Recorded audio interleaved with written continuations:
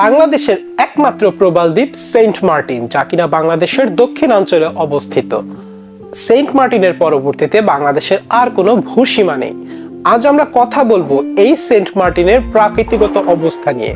বর্তমান সময়ে জলবায়ু পরিবর্তনের কারণে সেন্ট মার্টিন তার প্রাকৃতিগতভাবে কতটা দুর্যোগের মুখোমুখি হয়েছে, সেন্ট মার্টিনের রক্ষণাবেক্ষণ করতে কি কি পদক্ষেপ নেওয়া প্রয়োজন এবং সেন্ট মার্টিনকে পুনরায় আগের ন্যায় ফিরিয়ে আনার জন্য কি কি পদক্ষেপ গ্রহণ করা দরকার তা নিয়ে একটু আলোচনা করা যাক। যদি আমরা দেখতে পাই বিগত দশকগুলোতে সেন্ট মার্টিনে বেশ কিছু প্রাকৃতিক দুর্যোগ দেখা দিয়েছে। সেই দুর্যোগ দেখা দেওয়ার ফলে আজ থেকে 10 বছর আগের যে সেন্ট মার্টিন ছিল সেই সেন্ট মার্টিন আর আজকের সেন্ট মার্টিনের ফারাক রয়েছে বিস্তারভাবে।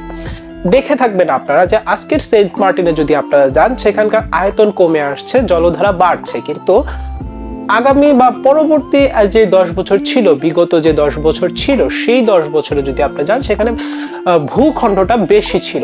এই যে জলবায়ুর পরিবর্তনের পরবর্তীতে সেন্ট মার্টিন তার রূপবৈচিত্র্য হারাচ্ছে।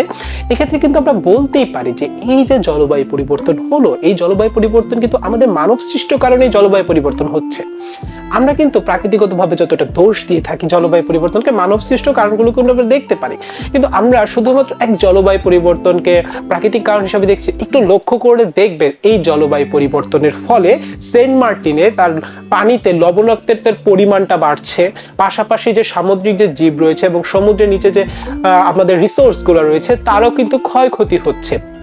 পাশাপাশি আমরা যদি দেখে থাকি এই সেন্ট মার্টিনের যে জলবায়ু পরিবর্তনের ফলে যে একটা বিশাল রাজস্ব আসতো সেন্ট মার্টিন থেকে, প্রাকৃতিক জায়গা কিংবা আপনারা বলতেই পারেন যে রাজস্বটা কিভাবে আসে। সেন্ট মার্টিন হচ্ছে একটি পর্যটন এরিয়া।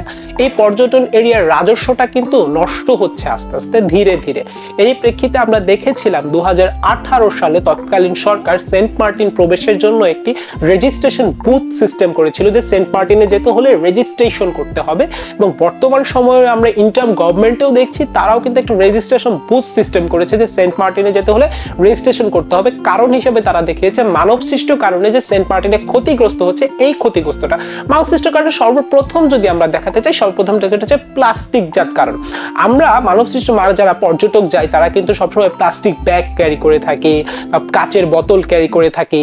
এমনকি আপনারা যদি লক্ষ্য করে থাকবেন যে সেন্ট মার্টিন অঞ্চলে এত পরিমাণে প্লাস্টিক জমেছে যা কিনা আপনার পরবর্তীতে সমুদ্রের পানির সাথে মিশে সমুদ্রে একটি বড় ক্ষয়ক্ষতির সৃষ্টি হচ্ছে।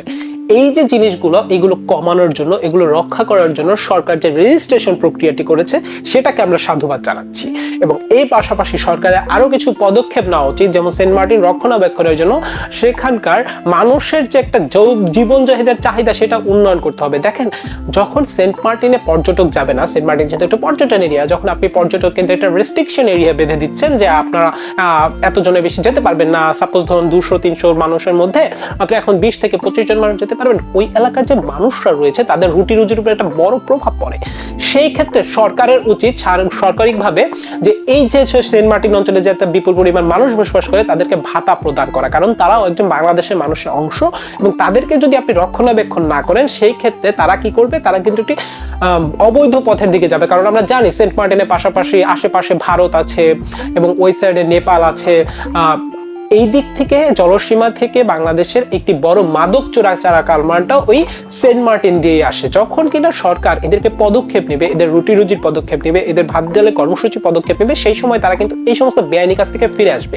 তাই আমরা বলতেই পারি যে সেন্ট মার্টিন রক্ষা করতে হলে যেহেতু আমাদের পর্যটকদের যে সমস্ত ভূমিকা রয়েছে সেটা হচ্ছে, প্রথমত যদি আমরা পর্যটক হিসেবে সেখানে যাই, সেখানে অবশ্যই আমাদেরকে প্লাস্টিক পণ্য বর্জন করতে হবে এবং সেইখানকার যে রূপবৈচিত্র্য ধরে রাখার জন্য অযথাই গাছপালা ধ্বংস না করা,